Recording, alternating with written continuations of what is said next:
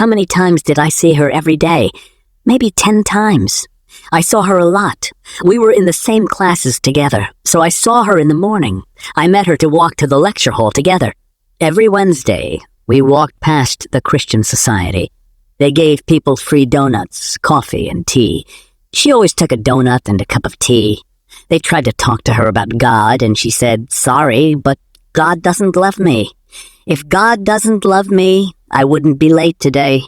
The first time she did this, I laughed. But when she did it every Wednesday, I felt embarrassed. She said the same thing to the same people. I could see that they didn't want to give her donuts, but they had to. And maybe they thought that one day she would be late and they could talk to her about God. Actually, we were never late. We met at almost the same time every day. When I was late, she walked without me. So I saw her in the morning when we walked to lectures. I saw her at lunchtime, too. She always went and sat in one place and ate her lunch. She had her own lunchbox every day. I wasn't like her. I never made my own lunch. I just bought lunch in one of the shops and ate with my friends. Once or twice I tried to invite her to eat with us, but she said no. "I don't know your friends," she said. "Well, that's why I'm inviting you," I said. "No, thank you," she said. And that was that. I stopped inviting her. I knew that if she didn't want to meet them now, she would never want to meet them. In the afternoon, we had more lectures together. Then, on some days, we walked back home. She lived near me, of course, but many days I went to study in the library after lectures. Okay, well, not that often, but sometimes when I wanted to be a good student, I did.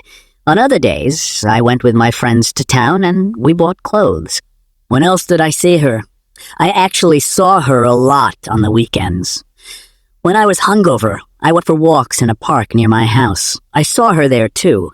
She didn't walk much. She just sat on one side of the park. She waited until people came in with their dogs.